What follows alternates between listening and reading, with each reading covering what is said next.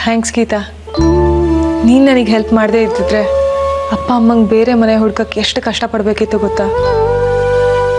ಒಂದು ಸ್ವಾಭಿಮಾನನ ಮರೆತು ಶ್ರೀ ಹತ್ರ ಸಹಾಯ ಕೇಳಬೇಕಿತ್ತು, ಇಲ್ಲ ಅಪ್ಪ ಅಮ್ಮ ಯಾವುದೋ ಮುರುಕ್ಲ ಮನೆಯಲ್ಲಿ ಕಷ್ಟಪಡೋದನ್ನು ನೋಡಬೇಕಿತ್ತು. ನೀನು ಮಾಡಿರೋ ಸಹಾಯನ ನಾನು ಯಾವತ್ತೂ ಮರೆಯಲ್ಲ ಗೀತಾ. ಜಾನ್ವಿ, ಏನೇ ಇದೆಲ್ಲ? ಮೊದಲು ಕಣ್ಣೀರು ಒರೆಸ್ಕೊ. ಯಾರಾದರೂ ನೋಡಿದ್ರೆ ಹೊಸದಾಗಿ ಮದುವೆ ಆಗಿರೋಳು ಗಂಡನ ಜೊತೆ ಜಗಳ ಆಡ್ಕೊಂಡು ಬಂದು ಅಳ್ತಾ ಇದ್ದಾಳೆ ಅಂತ ಅನ್ಕೋತಾರೆ.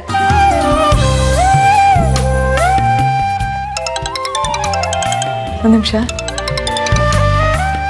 ಹಲೋ ಅಪ್ಪ. ಜಾನು, ಎಲ್ಲಿದೆಯಾ ಮಗಳೇ? ಬ್ಯಾಂಕಲ್ಲಪ್ಪ. ಕೆಲ್ಸಕ್ಕೆ ತೊಂದರೆ ಆಯ್ತೇನೋ? ಹಾಗೇನಿಲ್ಲಪ್ಪ, ಹೇಳಿ. ಎಲ್ಲರೂ ಹೇಗಿದ್ದಾರೆ? ಏನು ವಿಷಯ? ಇದೀವಿ.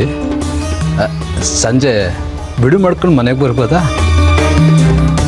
ಯಾಕಪ್ಪ, ಏನಾದರೂ ಸಮಸ್ಯೆನಾ? ಇಲ್ಲ, ನಿನ್ನ ನೋಡಬೇಕು ಅನ್ನಿಸ್ತು, ಅದಕ್ಕೆ. ಸರಿಯಪ್ಪ, ಬರ್ತೀನಿ.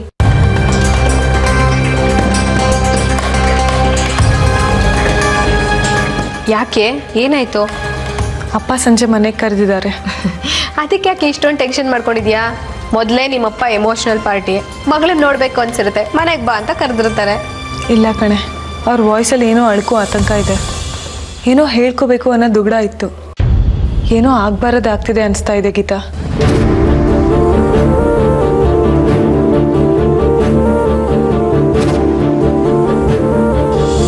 ನಿಂದು ತಪ್ಪು ಶ್ರೀ. ನಿನ್ನ ಪರ್ಸನಲ್ ಅಕೌಂಟ್ನಿಂದ ಕೊಟ್ಟ 50,000 ಬಗ್ಗೆ ಹೇಳಲೇ ಇಲ್ಲ, ಗೊತ್ತಾ? ಆದರೆ ಸತ್ಯ ಗೊತ್ತಾದಾಗ ಆಗುವ ಅನಾಹುತ ದೊಡ್ಡದು ಸರ್.